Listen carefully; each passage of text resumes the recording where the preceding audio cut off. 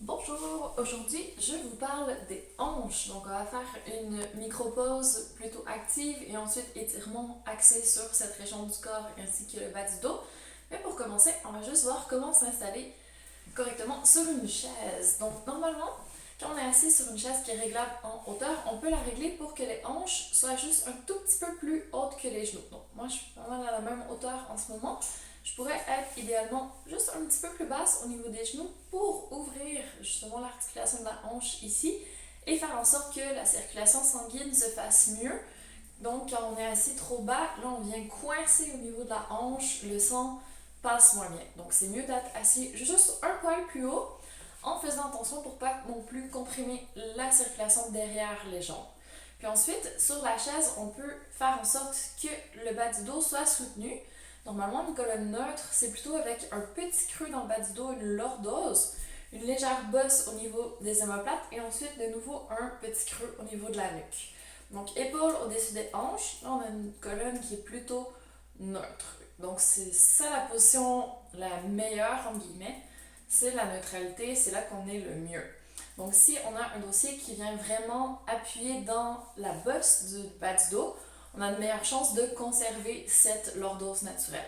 Donc, si ce n'est pas le cas, si la chaise n'est pas réglable, ben, peut-être qu'on va avoir un dos un petit peu plus droit. Donc ici, il n'y a vraiment pas de bosse. Ce qui arrive quand je m'assois, c'est que, hop, mon bassin bascule vers l'arrière et il n'y a plus de creux dans le bas de mon dos. Donc, c'est pas grave quand vous asseyez un peu plus en arrière sur une chaise comme ça en mode sofa. Là, vous avez une grosse bascule du bassin, vous n'avez plus aucun creux dans le bas du dos. C'est pas très problématique pour 5 minutes, mais si vous travaillez pendant 4 heures comme ça, mais vous n'avez pas une colonne neutre, vous changez un peu l'alignement de votre corps. Donc, l'idéal c'est de bouger, il n'y a pas de bonne ou de mauvaise posture, mais on essaie de rester quand même dans le neutre, de conserver l'intégrité de la colonne, les courbes le plus possible. Donc, on peut s'asseoir dans la chaise, si ça conserve ou pas la courbe. On passe un certain temps ici en relâchant notre dos, donc c'est bien pour la circulation sanguine. Puis après, en s'avançant un petit peu devant, là on peut vraiment basculer notre bassin comme on veut. Donc plus on ramène nos pieds sous la chaise, plus ça nous amène en bascule vers l'avant, plus on cambre. Et quand on a les pieds plutôt en avant, ou les jambes croisées, là on a le bassin un petit peu plus en rétroversion et voire un petit peu en déviation sur le côté quand on croise nos jambes. Donc dans notre colonne, ça fait un peu un S aussi, une petite scoliose. C'est pour ça que c'est un peu moins adapté d'avoir les jambes croisées, même si c'est pas très grave, si, encore une fois, c'est pour une courte durée. Donc on peut faire un intermédiaire, juste croiser le bas des jambes, comme ça bloque moins la circulation, ça dévie moins le bassin, la colonne. Donc on a quand même une posture un petit peu plus intéressante. Donc ça, c'est pour la portion assise. Quand vous êtes debout, donc le bassin, quand il est vraiment neutre, si vous prenez vos mains et que vous les mettez sur le dessus de votre crête iliaque, vos mains devraient être parallèles au sol. Si vous êtes trop en antéversion, vos mains vont pointer vers l'avant. Si vous êtes en rétroversion, vous allez pointer vers le haut. Donc là, il n'y a plus de cambrure dans votre dos, essayez de retrouver un petit peu plus de cambrure. Si vous êtes hyper lordosé, que votre bassin part en avant, vous pouvez aussi essayer de ramener un petit peu, pas avoir trop de cambrure non plus dans le bas de votre dos. Donc ici, on engage bien les abdos. On essaie d'aller chercher un peu l'intérieur des cuisses, les fessiers pour que tout ça tienne bien en place. Et c'est justement la région qui va être visée par nos exercices. Donc on peut commencer juste par se déhancher un petit peu. Ça aide à relâcher le côté des hanches, à aller chercher un peu les obliques aussi. Et ensuite, on peut faire quelques petites bascules du bassin. Donc aller un peu trop en antéversion, un peu trop en rétroversion. Donc souvent, c'est un mouvement qu'on n'est pas vraiment habitué de faire, donc ça vaut vraiment le coup de le tester. Et une fois qu'on est vraiment au neutre, on engage, on essaie de s'auto-grandir. On peut aller chercher un point d'appui si on veut, sinon on va travailler un peu la proprioception et c'est bien aussi. Et là, on va partir en activant le fessier, en extension au niveau de la hanche. Donc le but, c'est de partir en arrière avec le muscle, pas que ça entraîne tout et qu'on devienne trop cambré. Donc on essaie vraiment d'aller chercher les abdos, de rester super engagé. Et on ne veut pas le genou qui plie, donc la jambe reste longue et hop, on part derrière. Donc on va essayer de faire une dizaine de répétitions d'un côté. Ensuite, même chose de l'autre côté, une dizaine de répétitions. Donc si vous avez vu la fiche de micro-pause active, c'était indiqué avec un élastique. Donc en ajoutant un peu de résistance, c'est vrai que ça va chercher plus les muscles, Même faire sans résistance comme je fais en ce moment, ça joue très bien aussi. Et ensuite, vous pouvez partir sur le côté. Donc, hop, faire une abduction. Et après, vous pouvez enchaîner avec une adduction. Encore une fois, avec ou sans point d'appui, on essaie de garder les abdos engagés. On profite pour bien respirer, rester autograndi, on ne part pas trop sur le côté. Et comme ça, on va chercher les deux côtés.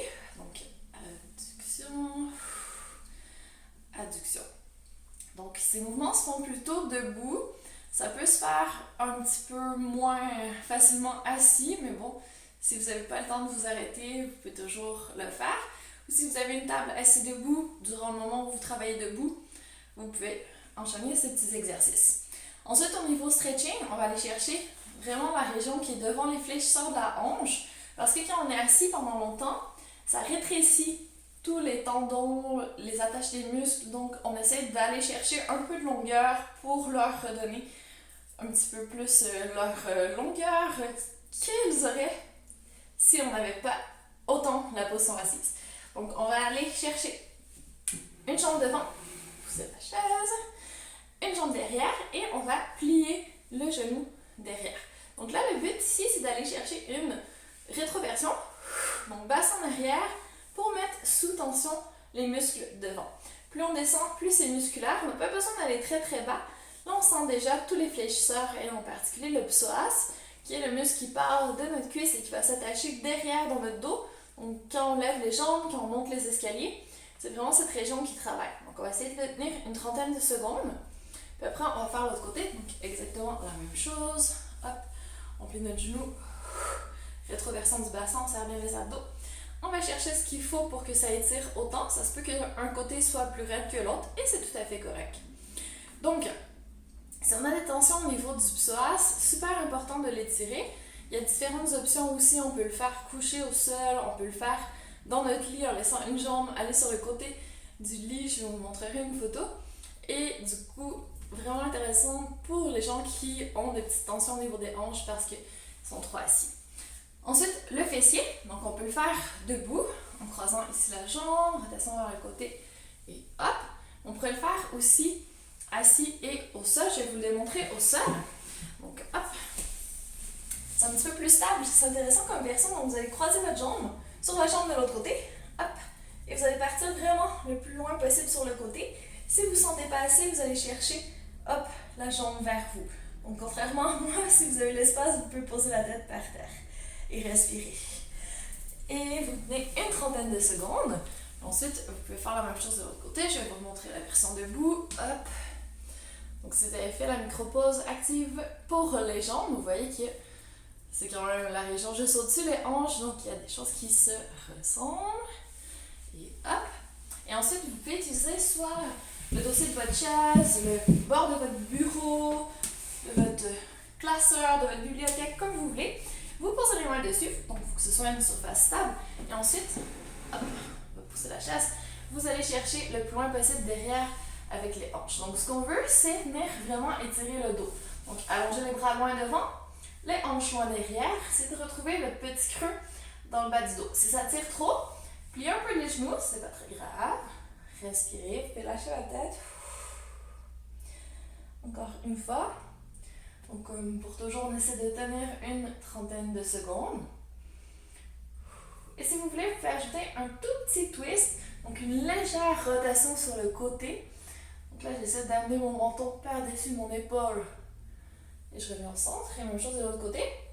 Et automatiquement, le genou du côté opposé veut plier, et on va le laisser faire, c'est très bien. Donc là, on va chercher un petit peu plus les côtés du tronc. Et on se redresse doucement.